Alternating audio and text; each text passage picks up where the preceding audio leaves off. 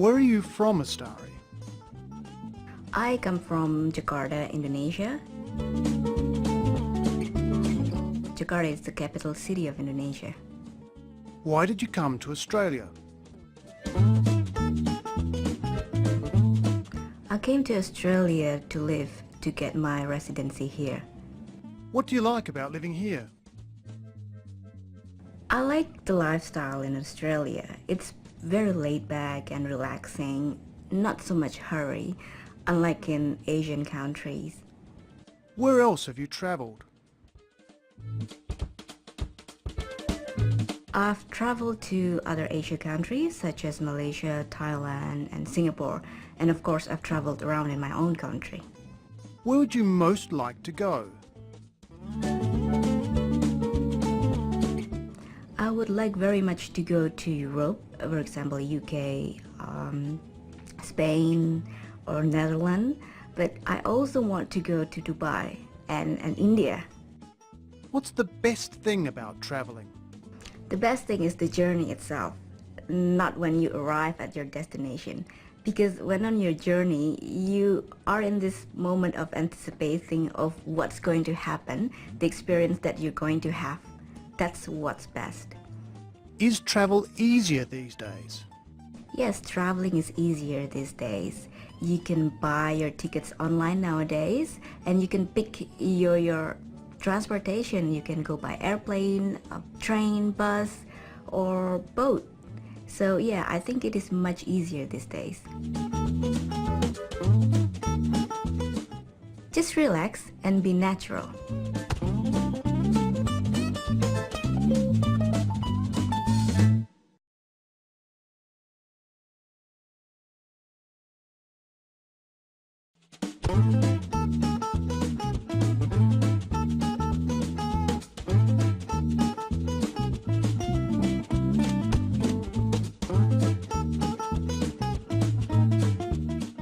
Talk about the most popular sport in your country.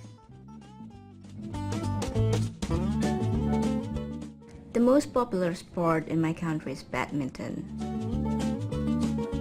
It is popular because it can play it by 2 to 4 players, so it doesn't need a lot of people to do it, and it only takes a small space, unlike soccer, where you need a bigger space to play it on. The funny thing about badminton is that instead of using balls, they use the shuttlecock. The shuttlecock is like a little ball, but had feathers stuck onto it. Basically, the game is similar to tennis and volleyball. Badminton was introduced to Indonesia by the British. It was actually a game from India called Puna, and the game was popularized by the British before it came to Indonesia. Sudirman Cup is the international tournament for badminton. It is held every 2 years, so the next one is going to be held in 2009. I think the last country that won the cup was China, and they had it for several tournaments in a row. Before that, I think Indonesia has won several cups itself. I don't play it often, but when I played with my friends just for fun. So we only need to use a street outside my house, for example, and we don't need to actually use the net. So we use some kind of trees or anything that can divide it between me and my opponent. You need to get a lot of practice on a very wide range of topics. Don't just think about it, you need to practice it.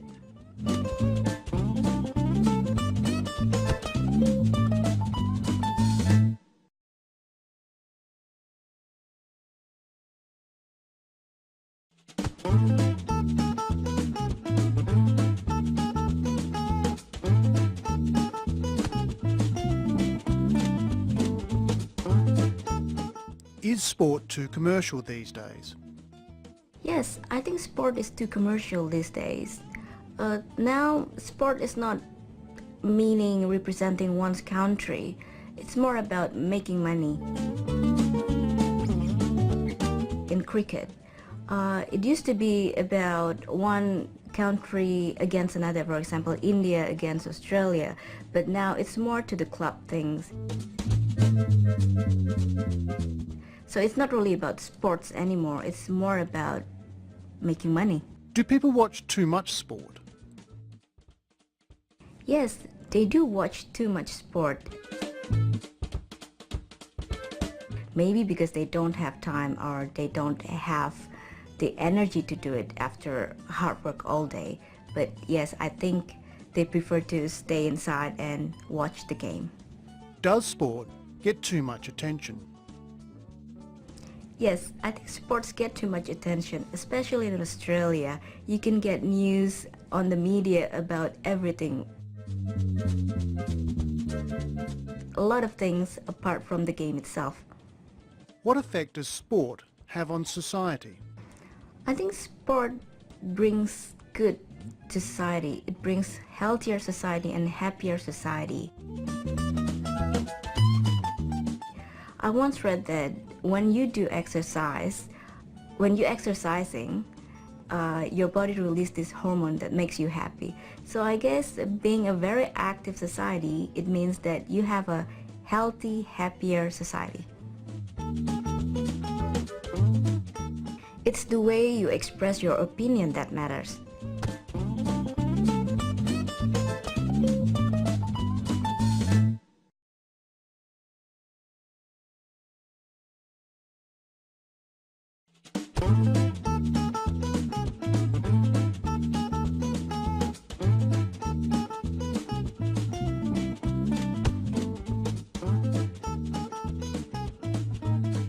Describe your most valued possession.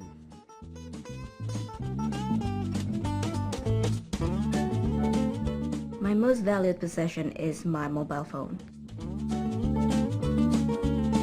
It is important because it contains not only the phone numbers of my friends and family, but also their information such as address, date of birth, their likes and dislikes, hobbies.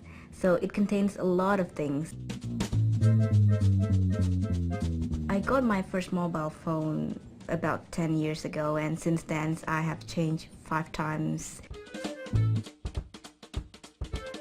I use my mobile phone mainly to listen to the music and play games.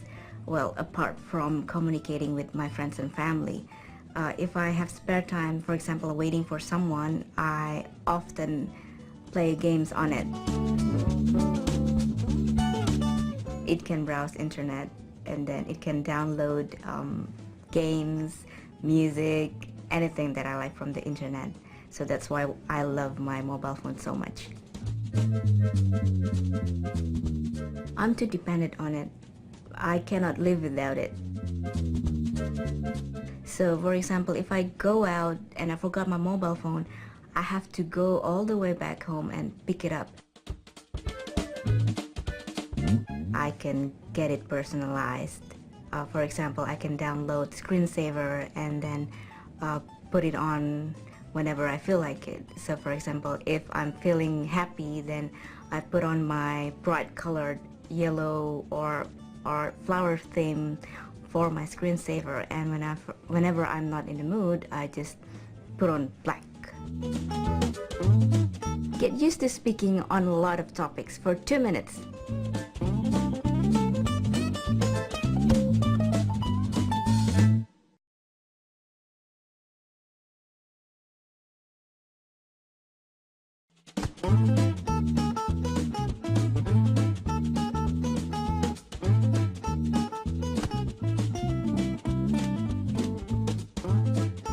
Could you live without your favorite thing?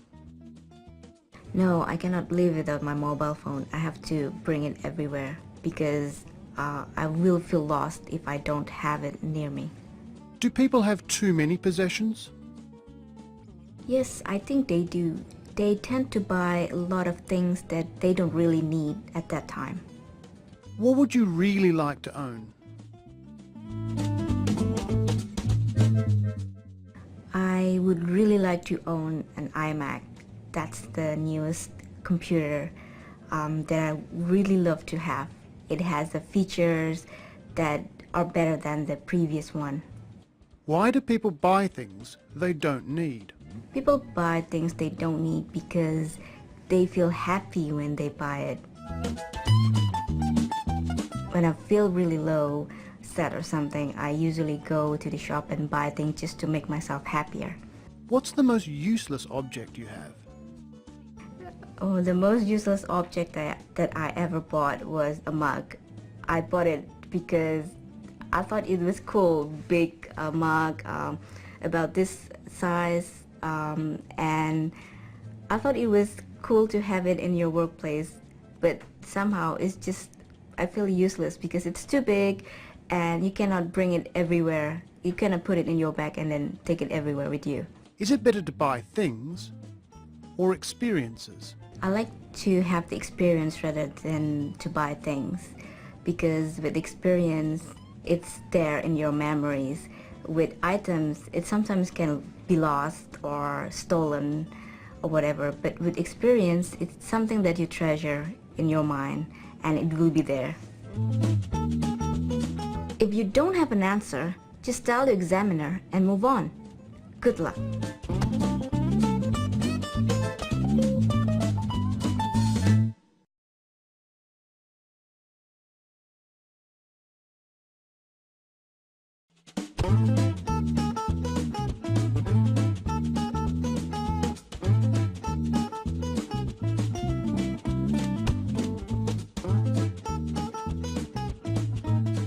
Talk about the wildlife of your country.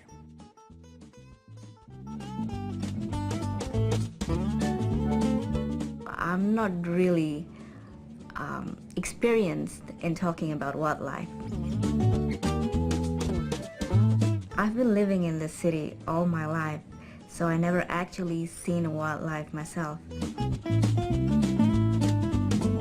There are many interesting animals in my country. There are orangutans, Komodo dragon, Sumatran tiger, and then birds such as peacock and cendrawasih that can be found in Irian Jaya. Cendrawasih it's a small bird that has like a peacock but a smaller size. So their tail has a very golden yellowish color that stands out in the dark, and their body is most of them are brown and black color, so their tails are really standing out even in the jungle. My favorite animals is orangutan. Orangutan actually mean men of the forest. Orang means men and hutan means forest. The orangutans and the Sumatran tigers and of course the Komodo are all under threat. That's because their habitats are decreasing rapidly because of human activity. For example, in Borneo, the population of orangutan is decreasing nowadays because all the forest has been cut down, whether for illegal logging or for opening a new farming land or just because of bushfire. The best thing to do is record yourself and listen to yourself. Then check your grammar. Good luck.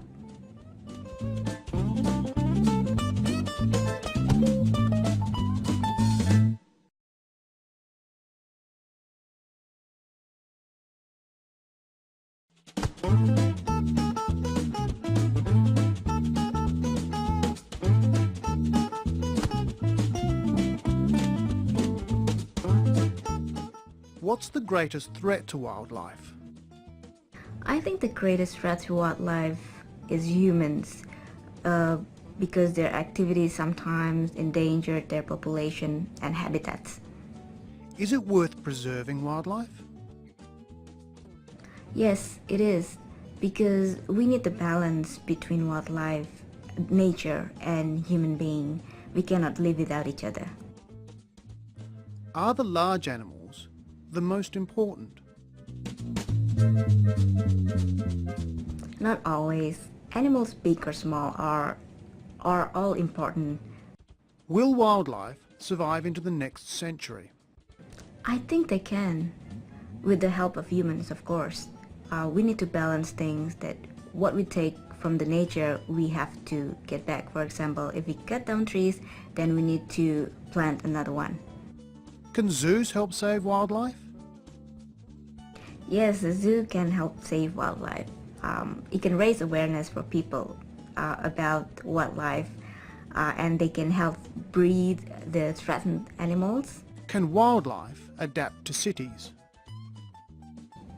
No, I don't think wildlife can adapt to the cities. They have their own space, their own environment, and it's not fair to them or even to humans if they live in the city. It's not their habitats. There are no right or wrong answers. The examiner is just listening to your level of English.